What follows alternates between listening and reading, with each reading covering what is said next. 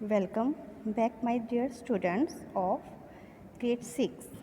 As you know, we are doing the fifth chapter of history, that is Vedic age and Chalcolithic age.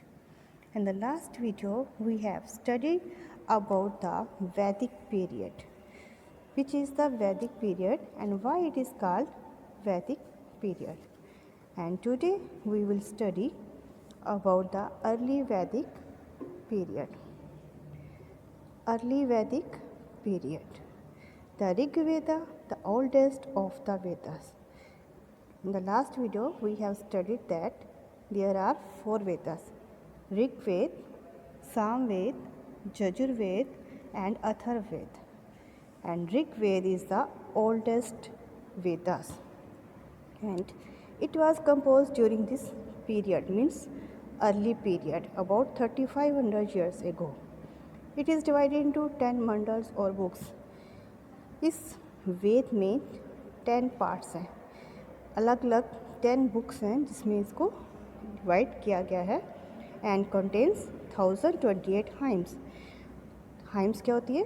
That something is written in the praise of god और goddess. तो इस ऋग्वेद में 1028 hymns हैं.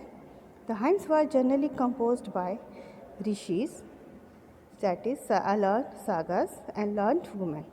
और ये hymns कौन लिखता है? जो उस टाइम के जो ऋषिज थे, संत थे, जो एजुकेटेड वुमेन हैं, उन्होंने लिखी हैं. Initially the Rigveda was not in written form but was narrated orally. Starting में जो ऋग्वेद था वो रिटन फॉर्म में नहीं था, वाज नरेटेड ओरली. ओरली में उसको ओरली बोल कर समझाया जाता था, और जो इस तरह से नॉलेज दी जाती है that is known as Shruti और Shruti. And later on they were written on the barks और पाम लीव्स. और बाद में ऋग्वेद को बाक्स और पाम लीव्स पर लिखना शुरू किया. Dwellings of the Aryans. Dwelling means कैसे आर्यन ने इंडिया में आकर रहना शुरू किया और कहाँ पर वो सेटल हुए, that is known as dwellings. The early Vedic period.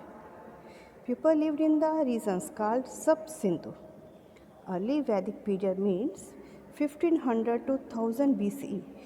जो आर्यन लोग आए थे उन्होंने सब सिंधु एरिया में रहना शुरू किया है, जिसे हम मॉडर्न अब आजकल हरियाणा और अनडिवाइडेड पंजाब के नाम से जानते हैं.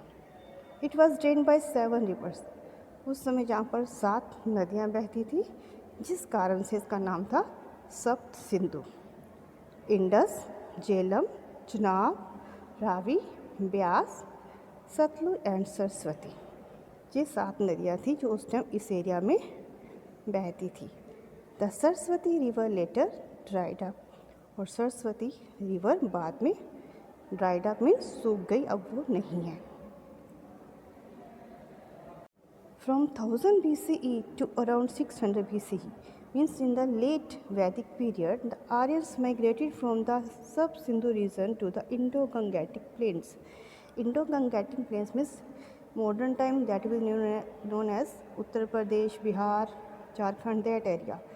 They shift to that area and that is known as Indo-Gangetic plain.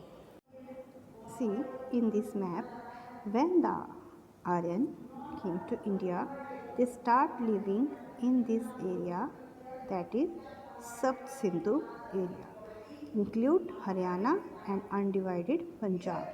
Now that area is in Pakistan. And after early period means after the 1000 BCE, they shift to Indo-Gangetic plains. इस area में वो shift हो गए. That this area is known as Indo-Gangetic plain. Now we will study about the political life of the Aryan people. The Aryans were divided into a number of tribes known as Jan और wish. जो Aryans लोग थे वो अलग अलग tribes में divided थे जिन्हें हम जन और विश कहते हैं। Each tribe had its own king also called Rajan और चीफ। और हर एक ट्राइब का एक अपना राजा होता था जिसे राजन या फिर वहाँ का चीफ मीन्स मुखिया कहते थे। Who was credited for his value और हीरोइज्म, जो अपनी बहादुरी के लिए जाना जाता था। ड्यूरिंग द लेटर वैदिक period kingship become hereditary, but later वैदिक पीरियड में after the 1000 BCE kingship means जो राजा बनता था, that system become the hereditary. What is the meaning of hereditary? Hereditary means when one king died, जब राजा की death हो जाती है, his son succeeded him, उसके बाद उसका बेटा राजा बन जाता है। This type of system is known as hereditary. The king did not have the huge police or armed force.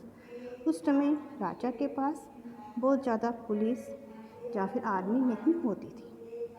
Thus they ruled over a limited area, जिस कारण से वो कुछ छोटे एरिया पर ही रूल कर पाते थे, क्योंकि बड़े एरिया पर रूल करने के लिए ज़्यादा पुलिस और ज़्यादा आर्मी चाहिए to protect their kingdoms. So they rule only in limited area. That's all for today's lecture. In the next video, we will study about the administrative system of the Aryans. Thank you for watching the video.